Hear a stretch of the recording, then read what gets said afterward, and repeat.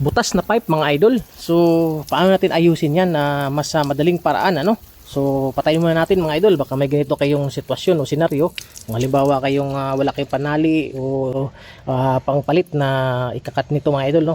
Alam nyo ba mga idol na pwede natin itong gamitan ng styrofoam? Tama ang narinig nyo mga idol. So itong butas na ito mga idol, styrofoam lang po ang katapat niya, no? So kasama nito ay ang ating pandikit. So hindi mo na kailangan ikat, hindi mo na kailangan talian. Kung magigito kayong sitwasyon, papakita ko sa inyo. Yan mga idol, lagyan natin ng pandikit. Sa gilid lang mga idol, sa gilid lang. Yan. So, ingas ka ng styrofoam. Yan. Maliit lang. Yan.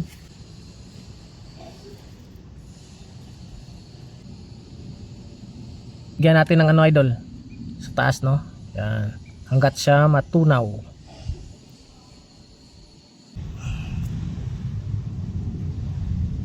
So mga idol, lagyan natin ng styrofoam tsaka itong pandikit natin. Ayan, no?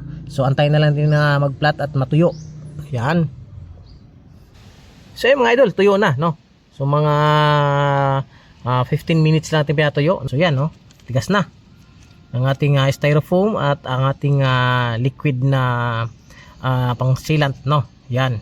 So subukan natin para makita natin kung epektibo. Buksan natin tong ating gate valve. Yan, sagad natin. Sagad para malakas, para makita natin kung mag-leak ba siya. Napaka-epektibo nito mga idol. Ayan, sagad na sagad na yung mga idol, ha. Tingnan natin. Walang katagas-tagas. Walang katagas-tagas mga idol. Kita mo naman yan, di ba? Yan, bukas na bukas na yan. Yan. Kita mo naman. Diba? Styrofoam lang to mga idol at yung ating band, no? Yung pandikit. So yun lang. Yung gagawin nyo mga idol, lihain nyo lang, linisin konti. Then nasa inyo na yung kung pagandahin nyo paglagay, ano? Kasi may medyo nakabukol, pero kung gusto nyo lihain.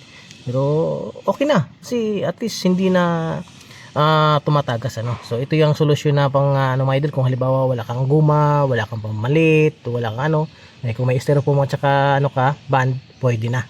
So yan ang kung gusto nyo temporary, mas okay din naman to sa temporary, no? Hanggat makabili kayo, no? So yan, di ba? Pero ang paggamit nyo mga idol, kailangan na patagusin nyo man na yung natirang tubig, no? Bago nyo gamitin, kasi gumamit tayo ng chemicals. Ayun mga idol. So maraming salamat. Sana nagustuhan nyo ang ating video tutorial. Ayan, panibagong tips naman to mga idol, ha. Bye bye, hanggang sa muli. Ayos.